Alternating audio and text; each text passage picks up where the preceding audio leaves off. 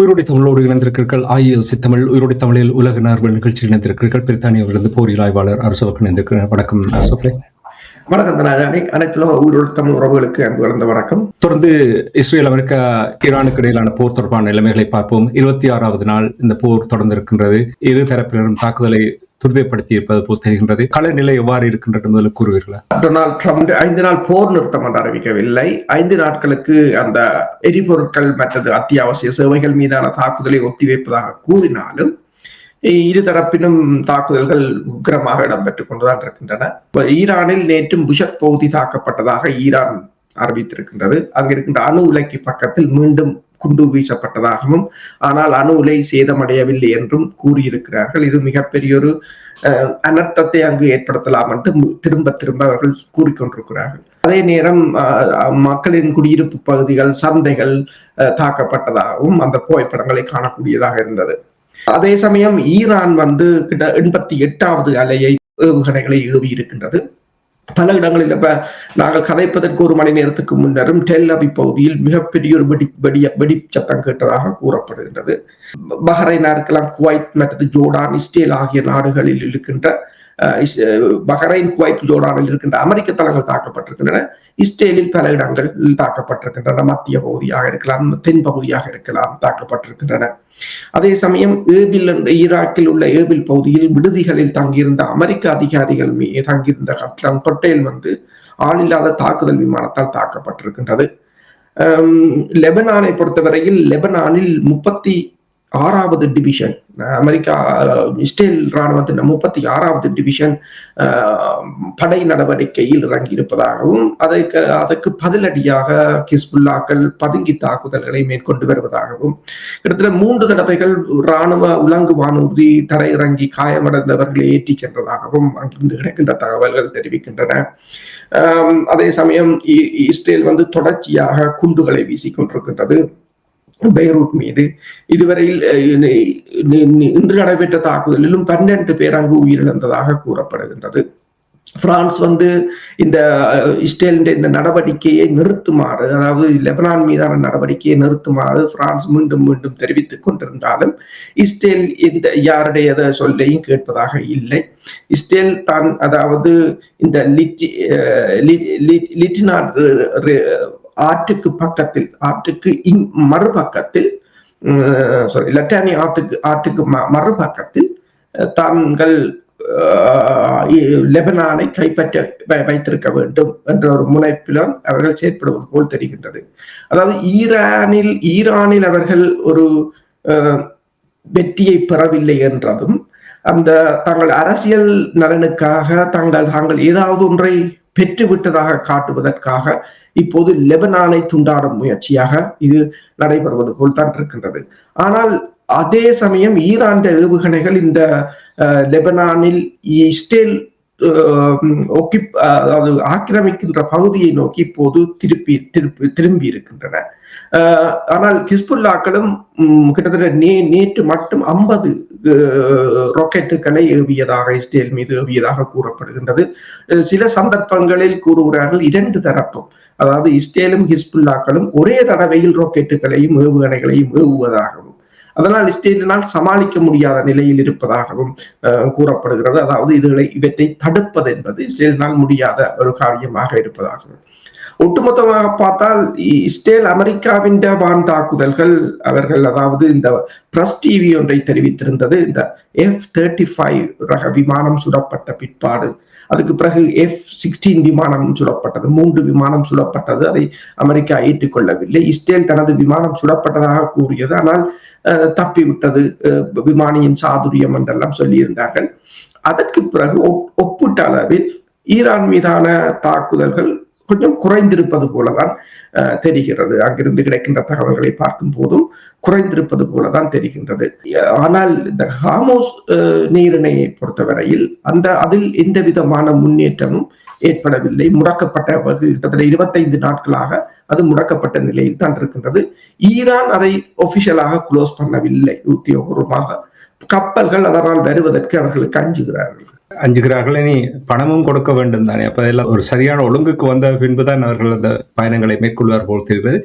நீங்கள் கூறினீர்கள் ஈரான் மீதான தாக்குதல் கொஞ்சம் குறைந்திருக்கின்ற என்று நீங்கள் கூறும்பொழுது அவர்கள் தொடர்ச்சியாக கூறுகிறார்கள் எந்த ஒரு பேச்சுவார்த்தையும் தாங்கள் ஈடுபடவில்லை என்று, அதாவது ஈரானிய தரப்பினரிடம் எந்த ஒரு பேச்சுவார்த்தையும் ஈடுபடவில்லை என்று கூறுகிறார்கள். ஆனால் டொனால்ட் ட்ரம்பை பொறுத்த மட்டில் நீங்கள் நேற்றே கூறினீர்கள் மூன்றாம் தரப்பினருடாக இந்த பேச்சுவார்த்தை நடத்துவது போல் தெரிகின்றது. இருந்தாலும் இந்த பேச்சுவார்த்தைகள் நடந்து கொண்டிருக்கின்றது என்று அவர் கூறுகின்ற நேரத்தில் இன்னொரு செய்தி வந்திருக்கின்றன என்றால், டொனால்ட் ட்ரம்ப் அவர்கள் இப்பொழுது திட்டம் ஒன்றை கொண்டு வந்திருக்கிறார். அதாவது 15 அம்ச கோரிக்கையோடு இந்த போரை முடிவுக்கு கொண்டு வருவதற்கான ஒரு திட்டம் ஒன்று கொண்டு வந்திருப்பது போல் தெரிகின்றது. எனக்கு உடனடியாகவே இதை பார்த்தவுடன் நான் யோசித்தேன், 20 அம்ச கோரிக்கையோடு காசாவில் நடந்த போர் நிறுத்தம் எல்லாம் 6 மாசமாக என்ன நடக்கின்றது, இன்னும் அந்த மக்கள் சித்திரவதையில் வாடிக்கொண்டிருக்கிறார்கள் என்பதை நாளாந்த இஸ்ரேலியுடைய தாக்குதல் கொண்டிருக்கின்றது. இந்த 15 அம்ச கோரிக்கை தொடர்பாக நீங்கள் என்ன அறிந்தீர்கள்? இப்ப ரஷ்யாவில் கொண்டு வரப்பட்ட 20 அம்ச கோரிக்கை, காசாவில் கொண்டு வரப்பட்ட 20 அம்ச கோரிக்கை என்று சொல்லி பல கோரிக்கைகளை ட்ரம்ப் எல்லா இடத்திலும் இந்த 10 அம்சம் 20 அம்சம் 30 அம்சம் என்று கொண்டு வருகின்றார். ஆனால் எதுவும் உருப்படியாக நிறைவேறியதாக இல்லை. இப்போதும் இஸ்ரேல் மீதான, அதாவது ஈரானுடனான இந்த பேச்சுவார்த்தைகளுக்கு 15 அம்ச கோரிக்கையை அவர் கொண்டு வந்திருப்பதாக அமெரிக்க ஊடகங்கள் தெரிவித்திருக்கின்றன. அதில் அவர் கூறியிருக்கிறார் என்று சொன்னால், இந்த அதாவது தடைகளை முற்றாக ஈரான் மீதான தடைகளை முற்றாக அகற்றுவதென்றும், புஷர் பகுதியில் ரஷ்யா மேற்கொள்கின்ற அணுசக்தி திட்டத்தை மீதான தடையையும் அகற்றுவதென்றும், அதற்கு தேவை என்றால் அமெரிக்கா உதவிகளை வழங்கும் என்றும். ஆனால் ஈரான் இந்த யுரேனியத்தை என்ரிச் பண்ண சுத்திகரிப்பதை முற்றாக கைவிட வேண்டும் என்று சொல்லியும், ஐக்கிய நாடுகள் சபையின் அணு ஆயுத பிரிவினரை அங்கு ஆய்வுகளை அல்லது கண்காணிப்பை மேற்கொள்வதற்கு முழுமையாக அனுமதிக்க வேண்டும் என்றும் ஒரு சிலவற்றை போட்டிருக்கிறார்கள். மிகுதி எதையும் போடவில்லை. ஏவுகணை தொடர்பாகவோ வேறு ஒன்றும் அவர்கள் போடவில்லை. அதே நேரம் நாங்கள் நேற்று பேசியிருந்தோம் இந்த சவுதி அரேபியா. இப்ப சவுதி அரேபியா இந்த போருக்கு உதவி புரிவதாக Wall Street Journal, New York times என்று எல்லா பத்திரிகைகளும் நேற்று முழுவதும் எங்கு திறந்தாலும் அதுதான் இருந்தது. ஆனால் அதன் பிறகு சவுதி அரேபியாவின் வெளிவார அமைச்சர் அதை மறுத்திருக்கிறார். தாங்கள் அவ்வாறு அமெரிக்காவை கூறவில்லை என்று அவர் மறுத்திருக்கின்றார். ஆனால் அதுக்கு அப்பால் ட்ரம்ப் கூறியிருக்கின்றார், தான் கட்டாரும் சவுதி அரேபியாவும் இந்த தங்களோட எக்ஸலன்ட் பார்ட்னர்ஸ் என்று கூறியிருக்கின்றார். அவர்கள் தான் இந்த போரில் தங்களுடன் தோளோடு தோல் நின்றதாக அவர் கூறியிருக்கின்றார். சவுதி அரேபியா அமெரிக்க தளங்களுக்கு இடம் கொடுத்தது உண்மை. அமெரிக்கா இப்ப ஈராக்கில அமெரிக்காவின் KC-135 வீழ்ந்த பிற்பாடு ஈராக்கின் வான்பரப்பை எண்ணெய் நிரப்புவதற்கு அவர்கள் பயன்படுத்தவில்லை. ஆனால் அதே சமயம் சவுதி அரேபியா தனது வான்பரப்பை கொடுத்ததும் எல்லோருக்கும் தெரியும். அதே போல குவைத்தில் இருந்து நேற்று கூட ஹிமாஸ் ஏவுகணைகளை ஏவியதும் எல்லோருக்கும் தெரியும். அப்ப இவர்கள் தளங்களை கொடுக்கிறார்கள் என்பது தெரியும். இருந்த போதும் சவுதி அரேபியா அதை மறுத்திருக்கின்றது. அமைதி முயற்சி என்று பார்த்தீங்கள் என்று சொன்னால், இப்போ வான்ஸ் அமெரிக்காவின் பிரதி அரசு தலைவர் வான்ஸ் பாகிஸ்தானுக்கு செல்ல உள்ளதாக தெரிவிக்கப்படுகின்றது. அதே சமயம் வால் ஸ்ட்ரீட் ஜேர்னல் ஒன்றை கூறியிருக்கின்றது, பாகிஸ்தான், துருக்கி, எகிப்து போன்ற நாடுகள் அமெரிக்காவையும் இஸ்ரேலையும் ஒரு 48 மணி நேரத்துக்குள் ஒரு உடன்பாட்டுக்கு வருவதற்கான மிக கடுமையான முயற்சிகளில் ஈடுபட்டு வருவதாக கூறியிருக்கின்றன. அதே சமயம் நீங்க பார்த்தீர்கள் என்று சொன்னால், இந்தியாவுடன் ட்ரம்ப் தொலைபேசியில் இந்திய பிரதமருடன் பேசியதாக கூறப்படுகின்றது. அதே நேரம் பாகிஸ்தான் அதிபர் ஈரானின் அதிபருடன் பேசியதாக கூறப்படுகின்றது. அதே சமயம் இன்னொன்றை CNN ஒன்றை போட்டிருக்கின்றது, ஈரான் இனிவரும் பேச்சுவார்த்தைகளில் பெர்னார்ட் குஷ்னரையோ அல்லது விட்கோஃபையோ தாங்கள் நம்ப போவதில்லை என்றும், அதுக்கு பதிலாக வேணுமென்றால் வான்ஸ், அதாவது அமெரிக்காவின் பிரதி அரசு தலைவர் JD வான்ஸ் இந்த பேச்சுவார்த்தையில் கலந்து கொள்வதெல்லாம் என்றும், அதாவது வான்ஸை தான் ஈரான் விரும்புவதாகவும் என்று CNN போட்டிருக்கின்றது. அப்படி ஒரே அடியாக, அதாவது இந்த போரில் இருந்து சில ஊடகங்கள் என்ன சொல்கிறார்கள் என்று சொன்னால், இந்த போரில் இருந்து அமெரிக்கா வெளியேறுவதற்கு விரும்புவதாக கூறுகிறார். இதே நேரத்தில் உங்களுக்கு தெரியும், அமெரிக்கா இஸ்ரேலை பொறுத்தமட்டில் என்ன போர் சட்டங்கள் இருந்தாலும் ஒன்றையும் மதிப்பதில்லை. எல்லாவற்றையும் செய்துவிட்டு ஏதோ ஒரு காரணம் கூறி தட்டி கழித்து விடுவார்கள். இனி கடந்த 10 நாட்களாக நீங்கள் பார்த்தீர்கள் என்றால் வரலாறு காணாத வகையில் இஸ்ரேல், டெலவிவ், ஹைஃபா போன்ற பகுதிகளில் தாக்குதல்கள் நடைபெற்றிருக்கின்றது. பாரிய தாக்குதல்கள் நடைபெற்றிருக்கின்றது. அதுக்கு வெளியில் காட்ட முடியாமல் இருக்கிறார்கள் என்பது தெரிகின்றது. கொத்துக்குண்டுகளாய் தடுக்க முடியாமல் இருக்கின்றது. அதனால் தான் இந்த தாக்குதல் நடந்தது. கொத்துக்குண்டுகள் தடை செய்யப்பட்ட ஆயுதம், இதை எவ்வாறு ஈரான் பயன்படுத்த முடியும்? உடனடியாக ஐநா இது தொடர்பாக நடவடிக்கை எடுக்க வேண்டும் என்று பெரிய ஆர்ப்பாட்டம் போட்டிருக்கிறார்கள். இவர்கள் சட்டத்தை மதிக்காதவர்கள் ஏன் இப்படி கேட்கிறார்கள் இந்த கொத்துக்குண்டு தொடர்பாக? முதலில் இவர்கள் ஒன்றை புரிந்து கொள்ள வேண்டும். இந்த கொத்துக்குண்டுகள், கிளஸ்டர் குண்டுகள் தடை செய்யப்பட்ட ஆயுதம் என்று 100 நாடுகள், அந்த ஐக்கிய நாடுகள் சபையினால் தடை செய்யப்பட்ட அந்த ஆயுதம் என்ற அந்த ஆவணத்தில் 100 நாடுகள் கையெழுத்திட்டு இருக்கின்றன. அதில் ஈரானோ, இஸ்ரேலோ, அமெரிக்காவோ கையெழுத்திடவில்லை. அவர்கள் கையெழுத்திடவில்லை. அமெரிக்காவும் இஸ்ரேலும் ஏன் கையெழுத்திடவில்லை என்பதை நீங்கள் காசாவில் இடம்பெற்ற சம்பவங்கள், ஏனைய நாடுகளில், அமெரிக்காவு ஆப்கானிஸ்தானில் மேற்கொண்ட தாக்குதல்கள், ஈராக்கில் மேற்கொண்ட தாக்குதல்கள், இப்போது அவர்கள் பயன்படுத்திய குண்டுகளை நீங்கள் கொண்டு பாவிக்கலாம். ஏன் இலங்கை கூட கொத்து குண்டுகளை பயன்படுத்தி இருந்தது, அதுவும் தமிழ் மக்கள் மீதாக எத்தனையோ ஆவணங்கள் கூட இருக்கின்றன. இறுதி போரிலும் கொத்து குண்டுகளை பயன்படுத்தி இருந்தார்கள். அது சில சமயங்களில் கொத்து குண்டுகளில் விழுகின்ற சிறிய சிறிய குண்டுகள் அதுகள் வெடிக்காமல் இருந்தாலே அது நீண்ட காலத்துக்கு அந்த பிரதேசத்தில் ஆபத்தை விளைவிக்கும் என்ற காரணத்தால் தான் அதனை தடை செய்திருந்தார்கள். ஆனால் இப்போது இவர்களுக்கு பிரச்சனை என்னவென்று சொன்னால், ஒரு ஏவுகணை வருகிறது. ஒரு ஏவுகணை இவன் அரோ வான் எதிர்ப்பு ஏவுகணையாக இருக்கலாம், பேட்ரியாட்டாக இருக்கலாம், தாட்டாக இருக்கலாம். அதுகள் எல்லாம் டிசைன் பண்ணது ஒரு வோஹெட், ஒரு ஏவுகணையின் ஒரு வோஹெட்டை மட்டும் டார்கெட் பண்ணி அதை இன்டர்செப்ட் பண்ணி அடிக்கும். ஆனால் ஈரான் மிசைல்ஸ் என்னென்றால், ஒரு ஏவுகணை வருகிறது, 23,000 அடியில் அது 80 துண்டுகளாக பிரிகிறது. 80 துண்டுகளும் 6 மைல்களை கவர் பண்ணுகின்றன. அப்படியே பிரிஞ்சு அப்படியே தான் போகிறது. அப்ப விரிவடைந்து கொண்டு போகிறது. அப்ப ரடார் ஒரு சிங்கிள் மிசைல்ஸை முதல் டிடெக்ட் பண்ணி கொண்டு இருக்கும். அந்த ஒரு மிசைல்ஸை ரடார் டிடெக்ட் பண்ணி இங்க கொடுத்து கொண்டிருக்கும் கண்ட்ரோல் கமாண்ட் சிஸ்டத்துக்கு. கண்ட்ரோல் கமாண்ட் சிஸ்டம் லான்ச்சருக்கு கொடுக்கும் அதை ஏவுகிறதுக்கு. அப்படி கொடுத்து கொண்டிருக்க திடீரென்று அது 80ஆம் மாறைக்கு ரடார் குழம்புது. ரடாரால ஒன்றும் செய்ய முடியாது. கொமாண்ட் சிஸ்டம் குழம்புது. கொமாண்ட் சிஸ்டம் குழம்பினா லான்ச்சர் வேலை இல்லை என்று சொல்கிறார்கள். அதனால ஒன்றும் செய்ய முடியாது அதான் சொல்கிறார்கள் என்று சொன்னார். அதாவது ஸ்மால் ஃபிராக்ஷன் அவர்கள் என்னன்னு சொல்றாங்கன்னா, இந்த ஏத்திலேயே, இந்த உலகத்திலேயே இவ்வாறான ஏவுகணையை தடுப்பதற்கு ஒன்றும் இல்லை தங்களிடம் என்ற இந்த நிலைமையில் தான் இப்போது கொத்துக்குண்டுகள் தொடர்பாக முதலை கண்ணீர் வடிக்கிறார்கள். தாங்கள் அது உலகத்தில் தடை செய்யப்பட்டது, 100 நாடுகள் அதில் கையெழுத்திட்டது. நீங்கள் கையெழுத்திடவில்லை, ஈரானும் கையெழுத்திடவில்லை. இப்ப போஸ்பரஸை, வெள்ளை போஸ்பரஸை பாவிக்கிறார்கள் லெபனானில். அதை தொடர்பாக லெபனான் ஐக்கிய நாடுகள் சபையில் எத்தனை மனித உரிமைகள் அமைப்புகள் கூட சொல்லியிருக்கின்றன. ஐநா கூட சொல்லி, நீங்கள் வெள்ளை போஸ்பரஸை பாவிக்கிறீர்கள், அது விழுந்து எரிகிறது, மக்கள் குடிமனைகள் மீது கூட விழுந்து எரிகிறது என்று எல்லாம் சொல்லி பார்த்தார்கள். எதையும் கேட்பதாக இல்லை. ஈரான் எண்ணெய் குதத்தை அடித்தார்கள், கருப்பு மழையாக பெஞ்சது. அது ஒரு கெமிக்கல் வார்ஃபேர் என்று ஈரான் சொல்லவில்லை, இது நீங்கள் தான் சொல்லுங்க. ஐநா சொன்னது அது ஒரு கெமிக்கல் வார்ஃபேர். அவ்வளவு சனமும் கார்பன் மோனாக்சைடு, டாக்ஸிக் கேசஸ், அதுக்குள்ளதான் அதுகள் வாழ்ந்தது என்று சொல்லி இருந்தார்கள். ஆனால் இப்போது இவர்களுக்கு பிரச்சனையாக இருக்கின்றது. அடுத்ததாக இப்போது அடுத்த பிரச்சனை இவர்களுக்கு என்னன்னு சொன்னால், FPV என்ற ட்ரோன். அது ஈராக்கில் அது பெருமளவில் பாவிக்கிறார்கள். அதையும் இன்டர்செப்ட் பண்ண முடியவில்லை என்ற ஒரு சிக்கலாக இருக்கின்றது. அதே நேரம் நீங்கள் பார்த்தீர்கள் என்று சொன்னால், இந்த மிட்கேட் என்ற இங்க பிரித்தானியாவின் டெலிகிராஃப் பத்திரிகை போட்டிருக்கிறது. இந்த மிட்கேட் என்ற சிறிய சப்மரைன் நீர்மூழ்கி கப்பல்கள், அது கிட்டத்தட்ட மீனை போல செய்து வைத்திருக்கிறார்கள் என்று. அது இதுவரையில் அதை அளிக்கவில்லை அமெரிக்கா என்று சொல்லியும்.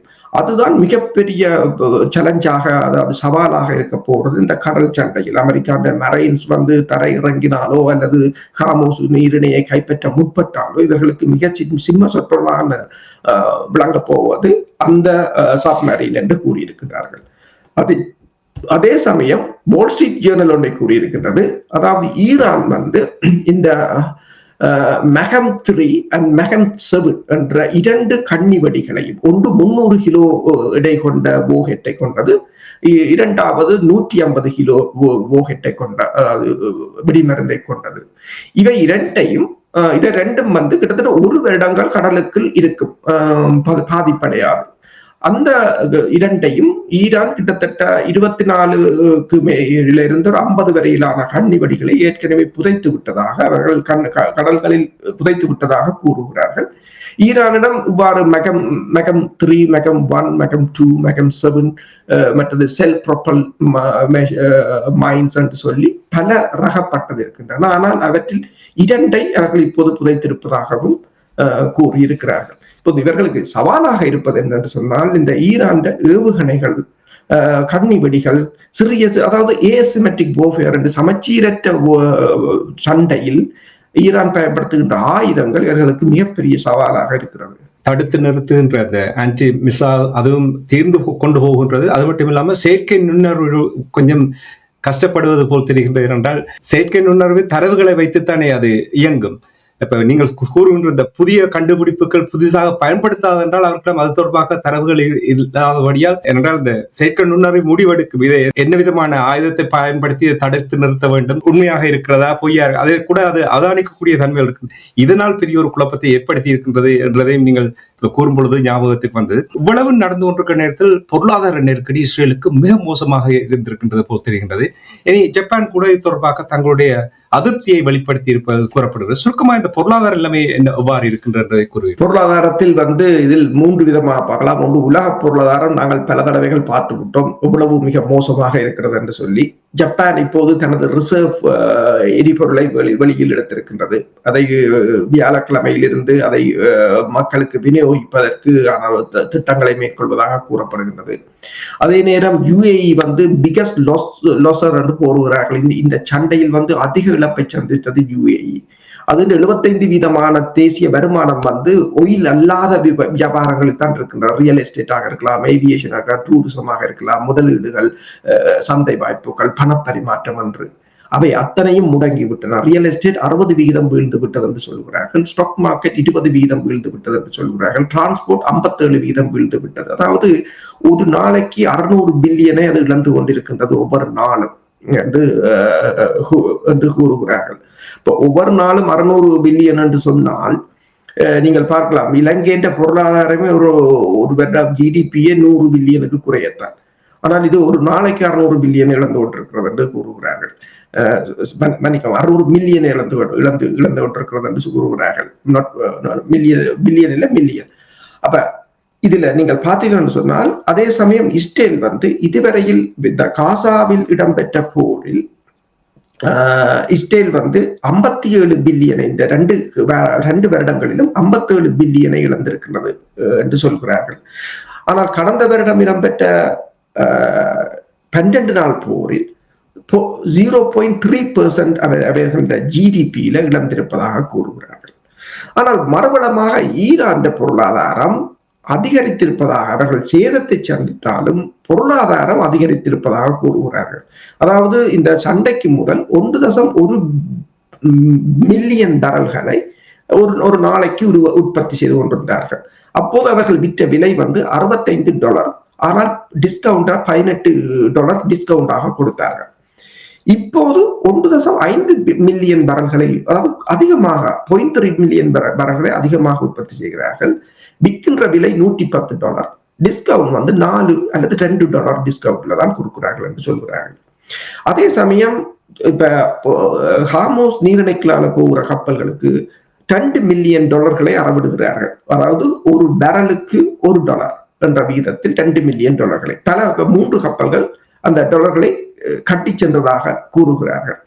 அப்படி பார்த்தால் ஒரு நாளைக்கு 140 கப்பல்கள் அதனால் போகின்றன என்றும், 365 அதை பெருக்கினால் கிட்டத்தட்ட ஒரு வருடத்துக்கு $102 பில்லியன் இந்த வருமானமாக ஈட்டுகிறது. ஈரான் மொத்த ஜிடிபி 2024 ஆண்டு தகவல்களின் அடிப்படையில் 475 பில்லியன். அப்ப அதுல இதை 100 கூட போகுது என்றால் 2012 ஆண்டு இந்த தடைகள் எல்லாம் அமெரிக்கா கொண்டு ஈரானை முடக்குவதற்கு முதல் ஈரான் பொருளாதாரம் 600 பில்லியனாக இருந்தது. இப்ப அந்த நிலையை ஈரான் எட்டிவிடும் என்றதுலதான் ஈரான் இந்த பேச்சுவார்த்தையில் இறுக்கமாக நிற்கின்றது. எந்த விட்டுக் கொடுப்பையும், ஏன்னா இவர்கள் இப்போது பேச்சுவார்த்தை என்று கொண்டு வந்து முன்னைய நிலைக்கு கொண்டு போகிறார். ஹோமோஸை எல்லாம் அப்படியே வைத்துக் கொண்டு விளங்கி விட்டது. இந்த தங்கள போரால ஈரான் பலப்பட போகிறது என்றால், இவ்வளவு பொருளாதாரம் வளர்ந்தது என்று சொன்னால் அதுக்கு பிறகு இவர்களால் எதுவும் செய்ய முடியாத ஒரு நிலை என்று அவர்களுக்கு ஒரு விளங்கு. என்றால் அவர்களிடம் டெக்னாலஜி இருக்கின்றது, அறிவாளிகள் இருக்கிறார்கள், விஞ்ஞானிகள் இருக்கிறார்கள், பொருளாதாரமும் வளர்ந்தது என்று சொன்னால் தடுக்க முடியாது என்பதால் இப்போதைக்கு எந்த விதத்திலும் இறங்கி வந்து ஈரானை ஒரு தற்போதைய அந்த முன்னைய நிலையில் வைத்த ஒரு பேச்சுவார்த்தைக்கு கொண்டு வருவதற்கு முயற்சிக்கிறார்கள். இது எப்படி சாத்தியமான என்று புரியல. உங்களுக்கு தெரியும், யுக்ரைன் ரஷ்யா இடையிலான போர் நடந்த பொழுது ரஷ்யா மீது நிறைய தடைகளை இந்த மேற்கத்திய நாடுகள் கொண்டு வந்திருந்தார்கள். அப்பொழுது நானும் நீங்கள் உரையாடும் பொழுது எத்தனையோ தடைகள் நீங்கள் கூறியிருந்தீர்கள். ரஷ்யாவுடைய பொருளாதாரம் வளர்ச்சி கண்டிருக்கின்றது, ஏனைய நாடுகளுடைய பொருளாதாரம் வீழ்ச்சி கண்டிருக்கின்றது. அப்படி எனக்கு அதை புரிந்து கொள்ள முடியும். இப்பொழுது பார்க்கும் பொழுது நீங்கள் கூறிய அவ்வளவு விடயமும் இந்த வளர்ச்சி எவ்வாறு வந்தது என்று ஈரானுக்கும் இது எவ்வாறு சாத்தியமானது? அந்த நாட்டில் கிட்டத்தட்ட 8,000க்கும் மேற்பட்ட பகுதிகளில் பாரிய தாக்குதல் குண்டுகளை போட்டிருக்கிறார்கள். இயங்க முடியாத நிலையில் இருக்கும் பொழுது எவ்வாறு ஈரானுடைய இந்த பொருளாதாரம் எப்படி வளர்ச்சி கண்டது என்றுதான் எனக்கு இப்ப நீங்கள் சொல்வது ஹாமோஸ் நீரினே அது புரிகிறேன். ஆனால் ஏனிவை எவ்வாறு சாத்தியமானது? அவர்களுடைய பொருளாதாரத்துல பெருமளவு எரிபொருள் வியாபாரம் சார்ந்தது, ஏனையவற்றை அவர்கள் விற்பது குறைவு. மற்றது இப்ப ஆயுத வியாபாரம் என்று சொன்னால் அது ரஷ்யாவுக்கு, மற்றது போராடுற ஹிஸ்புல்லாக்களுக்கு, ஹூதிஸுக்கு தான் விற்பனை செய்ய முடியும், வேறொருவருக்கும் விற்பனை செய்ய முடியாது. அப்ப இப்ப இந்த சண்டை நடைபெற்றுக் கொண்டிருக்கிற இந்த பிப்ரவரி 28ஆம் நாள்ல இருந்து கூட ஈரான் கப்பல்கள் போய்கொண்டிருக்கின்றன என்றதை இப்ப பார்க்கலாம். ஈரான் கப்பல்கள் ஏற்கனவே இப்ப அமெரிக்கா கூட உங்களுக்கு தெரியும், கடந்த வாரம் நாங்கள் பேசியிருந்தோம், அமெரிக்கா ஈரான் கப்பல்கள் மீதான தடைகளை அகற்றி இருக்கிறது என்று. 140 மில்லியன் பரல்கள் வெளியில் நிற்கின்றன கப்பல்கள். இப்போது ஈரான் கப்பல்களை தடை செய்யவில்லை. 30 நாளைக்கு ஈரான் விற்கலாம், அதாவது மார்க்கெட் விலைக்கே விற்கலாம் என்ன போது. அதாவது போருக்கு முதல் இருந்த நிலையிலிருந்து ஈரான் மேலே வந்து விட்டது. போருக்கு முதல் $65 தான் விற்றது, அதுக்கும் 18% டிஸ்கவுண்ட். போர் நடந்து கொண்டு கேட்க 110க்கு விற்கிறார்கள், அதுக்கு $10. அதை விட இந்த ஹோமோஸ் நீரிணையினூடான பயண கட்டணம் என்று சொல்லி. ஆனால் இழப்புகள் இருக்கின்றன, உட்கட்டுமானங்கள். அதைத்தான் ஈரான் அதிபர் பெசஸ்கியான் ஒன்றை கூறினார். போர் முடிந்ததும் பாருங்கள், நாங்கள் இதைவிட பிரமாதமாக கட்டி விடுவோம், இந்த இழப்புகளை எல்லாம் நாங்கள் சீர் செய்து விடுவோம்.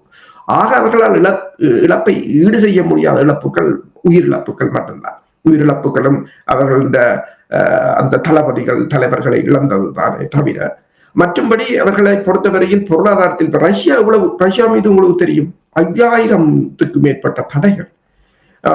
அவர்களின் எண்ணெய் குழாயை கொண்டு வைத்தார்கள், ஸ்வெப் என்ற இன்டர்நேஷனல் சிஸ்டத்திலிருந்து அகற்றினார்கள், செய்ய அத்தனையையும் செய்தார்கள். ரஷ்யா அதை கவுண்டர் பண்ணியது. உடனடியாகவே தன் நாடுகளுக்கு எடுத்து டிஸ்கவுண்ட் விலைக்கு கொடுத்து, ஒயிலை கொடுத்து மேலே வந்து விட்டார்கள். இப்போது இந்த சண்டையில் கூட டெலிகிராஃப் எழுதுகிறது, பிரித்தானியாவின் மிகப்பெரிய வின்னர் யார் என்று பார்த்தால் ரஷ்யா தான் இதுல மிகப்பெரிய வின்னர். இந்த 28 நாளைக்கு 250 பில்லியனை உழைத்திருக்கிறார்கள். இப்போது பெருமளவான ஓடர்கள் ரஷ்யாவை நோக்கி. இப்ப தாய்லாந்து ரஷ்யாவுடன் ஒரு உடன்பாட்டுக்கு வருகிறது எண்ணெய் இறக்குமதி தொடர்பாக. அவங்க இனி உடன்பாட்டுக்கு வரும்போது ரஷ்யா சொல்கிறது நீண்ட காலம் 50 வரியம் 100 வரிய உடன்பாடுன்னு சொன்னால் அவர்கள் விலத்த மாட்டார்கள். வளைகுடா நாடுகளை நோக்கி கூட வருவார்களா தெரியாது.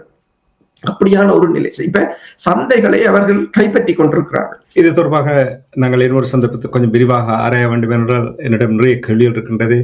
இந்த போரினால் ஈரான் தான் ஒரு பெரிய ஒரு வளர்ச்சி ஒன்றை காண போகின்றதா? முடிவுக்கு வரும் பொழுது ஒரு வித்தியாசமான ஒரு அந்த நிலை மாற்றம் அந்த பிராந்தியத்தில் பார்க்க போகின்றோம் என்ற விடயத்தை சிந்திக்க தோன்றுகின்றது. நாங்கள் விரிவாக இன்னொரு சந்தர்ப்பத்தில் பார்க்கலாம். நிறைவாக இப்ப லெபனானில் தொடர்ந்து சவுத் லெபனானில் தொடர்ந்து தாக்குதல் நடக்கின்றது. ஹிஸ்புல்லாக்கள் தொடர்ந்து தாக்குதலை நடத்தி கொண்டிருக்கிறார்கள். சற்று முன்னதாக வந்த செய்தி என்னவென்று சொன்னால், தெற்கு லெபனானில் இஸ்ரேலுடைய போர் விமானத்தை வீழ்த்தியதாக செய்திகள் வந்திருக்கின்றது. இது சாத்தியமா? அந்த சவுத் லெபனானில் இருப்பவர்களை வெளியேறுமாறு தாங்கள் அந்த பகுதியை ஒரு பஃபர் ஜோன் மாதிரி வைத்திருக்க போவதாக இஸ்ரேல் திருப்பி கூறிக்கொண்டிருக்கின்றது. அப்படி திருப்பி கூறும் பொழுது நிச்சயமாக அந்த பகுதியை அவர்கள் கைப்பற்றி தங்களுடைய கட்டுப்பாட்டில் வைத்திருக்க போகிறார்கள். உங்களுக்கு தெரியும், காசாவில் ரஃபா பகுதியை அப்படி தங்களுடைய கட்டுப்பாட்டில் வைத்திருக்க போகின்ற விடயங்களை நாங்கள் ஏற்கனவே பேசியிருக்கிறோம். இந்த நிலைமை அதாவது சவுத் லெபனானை தங்களுடைய கட்டுப்பாட்டுக்குள் கொண்டு வருவதற்கும் ஹிஸ்புல்லாவுடைய இந்த விமான தாக்குதல் தொடர்பாகவும் என்ன நடந்தது என்றதை கூறுவீர்களா? அதான் என்னென்று சொன்னால், இப்ப இவர்களுடைய இழப்புகளை பொறுத்தவரையில் இப்ப ஹிஸ்புல்லாக்களால் விமானங்களை வீழ்த்த முடியுமா என்றால் அவர்களிடம் தாராளமான ஆயுதங்கள் இருக்கின்றன. அதாவது ஷோல்டர் ஃபயர், அதாவது குறுந்தூர ஏவுகணைகள் இருக்கின்றன. குறுந்தூர ஏவுகணைகளிலேயே முன்னைய காலங்களுடன் ஒப்பிடும் போது இப்போது மிக நவீன ஏவுகணைகள் இருக்கின்றன. புற ஊதா கதிர்களை கொண்ட 3 அலைவரிசைகள் கொண்ட புற ஊதா கதிர்களை, அதாவது ஒரு புற ஊதா கதிருக்கு தப்பினால் இன்னொன்றை அதை லாக் பண்ணும் என்ற விதத்தில் இருக்கின்றன. கடந்த 2 தினங்களுக்கு முதல் நான் கூறியிருந்தேன், இஸ்ரேலின் நவீன உளவு விமானத்தை ஹிஸ்புல்லாக்கள் அதாவது தோளிலிருந்து இயக்கப்படும் ஏவுகணை மூலம் சுட்டு வீழ்த்தியதாக கூறியிருந்தேன். இதில் ரஷ்யாவின் பங்களிப்பு, ரஷ்யாவிடம் இருந்து ஈரான் இந்த ஜனவரி மாதம் 500 ஏவுகணைகளையும் லோஞ்சர்களையும் 2500 ஏவுகணைகளையும் கொள்வனவு செய்திருந்தது, $580 மில்லியன். அது இந்த தோளில் வைத்து ஏவப்படும் ஏவுகணைகள். அப்போது நாங்கள் கூறியிருந்தோம், அது ஏன் என்று சொன்னால் அவர்கள் ஒன்று அந்த தாழ்வாக பறக்கும் விமானங்களை சுட்டு வீழ்த்துவது, அதாவது இந்த தரையிறக்கத்துக்கு அது ஒரு மிகப்பெரிய சவாலாக இருக்கும். இரண்டாவது, அதை இலகுவாக இப்ப கூதிசுகளுக்கோ அல்லது ஈராக்கில் உள்ள படையினருக்கோ அல்லது ஹிஸ்புல்லாக்களுக்கோ கொடுத்து விட முடியும்.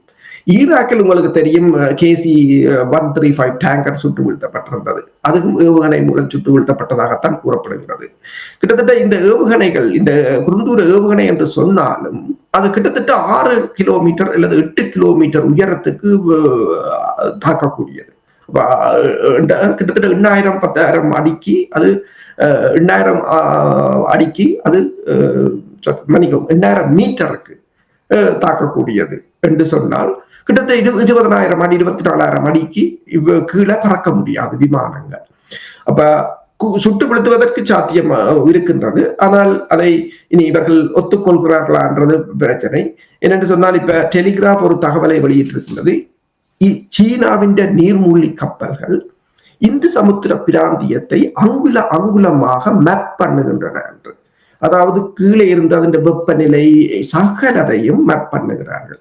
அதே போலதான் இந்த அமெரிக்காவுடைய F-35 ரக விமானம் இப்போ விழுந்தது தெரியும். இப்பவும் கூட அல் ஜசீரால போட்டிருக்கிறார்கள் ஒரு ஆய்வு ஒன்று. என்னன்னு சொன்னால், F-35 வீழ்த்த முடியுமா என்றதுல பெரிய ஒரு ஆய்வு பலரும் கலைக்கிறார்கள். ஆனால் அவர்கள் எதை பார்த்தார்கள் என்று சொன்னால், ரடாரிலே தப்பு, எல்லாவற்றிலும் தப்பும். ஆனால் அந்த என்ஜின் வெப்பம் அதுல வெவ்வேறு வகையான கதிர்கள் வரும். IR கூட வெவ்வேறு அலவரிசை இருக்கின்றது. அப்ப எந்த அலவரிசைக்கு தேவையானதை இந்த மிசைல்ஸுக்கு மோடிஃபை பண்ணலாம் என்று தங்களோட மிசைல்ஸை மோடிஃபை பண்ணியிருக்கு. அதுதான் மிகப்பெரிய ஒரு ஏமாற்றமாக போனோம் இந்த மேற்குலக நாடுகளுக்கு. அப்ப ரஷ்யாவோட புதிய வகை ஏவுகணைகளும் அவ்வாறுதான். அவர்கள் புதியதாக அந்த IR தான். இவர்கள் சும்மா யோசிக்கலாம் IR என்று சொல்லி, அது பழைய IR இல்லை. IR-லையும் வெவ்வேறு வேவ் லென்த் இருக்கின்றது. அந்த வேவ் லென்த்தை அவர்கள் மாற்றி இருக்கிறார்கள். இப்ப ஈரானும் உதவி செய்திருப்பார்கள் இல்லையா? ரஷ்யாவோட வாங்கி கொடுத்திருக்கிறார்கள். அதுதான் அவர்கள் அந்த 500 லோஞ்சர்களை வாங்கியதை அதுக்கு தனிவர்களுக்கு டிஸ்ட்ரிபியூட் பண்றதுக்கு, தோல்ல வெற்றி இயக்கிறானே இலகுவாக கொண்டு செல்ல முடியும். இப்ப ஈரான் SA-67 கூட போன வருடம் ஈராக்கில் கைப்பற்றப்பட்டதாக கூறியிருந்தார்கள். முழு அளவிலாக அதை அங்கு கொண்டு வந்திருக்கிறார்கள் என்று சொல்லி. இப்ப நீங்கள் கேட்டது போல இதை அதாவது இந்த சாத்தியமா அங்கு தொடர்ந்து தங்கி இருப்பது சாத்தியமா என்றால், இப்போது அந்த இஸ்ரேலினால் ஆக்கிரமிக்கப்பட்ட பகுதிகளை நோக்கி ஈரான் தனது ஏவுகணைகளை திருப்பி இருக்கின்றது. அப்ப அவ்வாறு ஈரான் தாக்குமாக இருந்தால் தொடர்ந்து தங்குவது சாத்தியமற்றதாகத்தான் இருக்கு. சரி, மேலதிக தகவல் வரும்பொழுது நாங்கள் அதை கொண்டு வரலாம். மிகவும் சுருக்கமாக நாங்கள் நிகழ்ச்சி என்று கொண்டு 1 நிமிடம் இருக்கின்றது. நாங்கள் விரிவாக அடுத்த நிகழ்ச்சியில் பார்க்கலாம். இஸ்ரேலும் அமெரிக்காவும் படையினரை சேர்ப்பதாக, இஸ்ரேல் 3000 படையினரை சேர்ப்பதாகவும் அமெரிக்கா 6000 படையினரை சேர்ப்பதாக பேச்சுவார்த்தை நடத்த வேண்டும், போரை முடிவு கொண்டு வர வேண்டும் என்று கூறுகின்ற இந்த நேரத்தில் படையை சேர்க்கிறார்கள் என்றால் என்ன நடக்கின்றது? சுருக்கமாக கூறுங்கள், நாங்கள் விரிவாக பார்ப்போம். இஸ்ரேலும் அமெரிக்காவும் அதாவது பேச்சு நடத்துகின்ற அதே சமயம் ஒரு தரை தாக்குதலுக்கு 8,000 தொடக்கம் 12,000 சிறப்பு படையினரை சேர்க்கிறார்கள். அமெரிக்காவின் 82வது ஏர்போர்ன் டிவிஷன் 3000 பேரையும் உடனடியாக மத்திய கிழக்குக்கு போக சொல்லி நேற்று அது இந்த கட்டளை அதிகாரி மேஜர் ஜெனரலுக்கு உத்தரவு வழங்கப்பட்டதாக கூறப்படுகிறது. இந்த 12,000 படையினரை வந்து அதிக சிறப்பு படையினராக 9,000 படையினர் என்று கூறுகிறார்கள். அதில் இஸ்ரேல் 2,000 தொடக்கம் 3,000 படையினரையும், அமெரிக்கா வந்து 4,000 தொடக்கம் 6,000 படையினரையும் இந்த நடவடிக்கைக்கு ஒழுங்குபடுத்தி இருப்பதாகவும், 198வது பராத்துருப்பு டிவிஷன் ஆஷ் என்று சொல்ற டிவிஷனையும், எலைட் ஏர்போர்ன் டிவிஷன் என்று சொல்கின்ற இந்த 2 டிவிஷன்களையும் இஸ்ரேல் தயார்படுத்தி இருப்பதாகவும், அதாவது டீப் ஏரியல் இன்சர்ஷன் என்ற டிவிஷன் ஒன்றையும், மற்றது ஓசட் கொமாண்டோ பிரிகேட் என்ற டிவிஷனையும் தயார்படுத்தி இருப்பதாகவும் கூறப்படுகின்றது. அதாவது ஒரு பலமாக அவர்கள் இந்த பேச்சுக்களை நடத்தினாலும், மறுபலமாக அவர்கள் ஒரு சிறப்பு நடவடிக்கைக்கு தயாரிப்புகளை மேற்கொள்வது போலதான் தெரிகிறது. நன்றி அரசுகளே. நாங்கள் இத்தோடு இந்த நிகழ்ச்சியை கொண்டு வருவோம். தொடர்ச்சியாக தகவல்கள் வந்து கொண்டிருக்கின்றது. அடுத்த நிகழ்ச்சியில் மேலதிக தகவலோடு இணைந்து கொள்வோம் என்று கூறிக்கொண்டு, இணைந்து கொண்டமைக்காக அன்பர்கள் சார்பாக நன்றி கூறிக்கொண்டு விடைபெறுவோம். நன்றி, வணக்கம் அரசுகளே. நன்றி, வணக்கம். எமது பார்வையாளர்களுக்கு வணக்கம். மக்களின் குரலாய் ஓங்கி ஒலிக்கும் இலக்கு மின்னிதழ் மற்றும் உயிரோடை தமிழ் வானொலி ஆகிய இவ்விரு ஊடகங்களும் உங்களைப் போன்ற எமது நேயர்கள் நண்பர்களின் ஆதரவிலேயே இயங்கி வருகின்றன. மிக குறைந்த வளங்களுடன் பல இடர்கள் மற்றும் தடைகளை தாண்டி பயணிக்கும் எமது ஊடகங்களின் பணிகள் மேலும் வளர உங்களால் முடிந்த நிதியுதவியை வழங்கி இன்னும் காத்திரமான செயற்பாடுகளை முன்னெடுக்க உதவுமாறு மிகவும் பணிவன்புடன் வேண்டி நிற்கின்றோம். உங்கள் பங்களிப்பு உங்களின் உரிமை குரலாய் ஓங்கி ஒலிக்கும். நன்றி.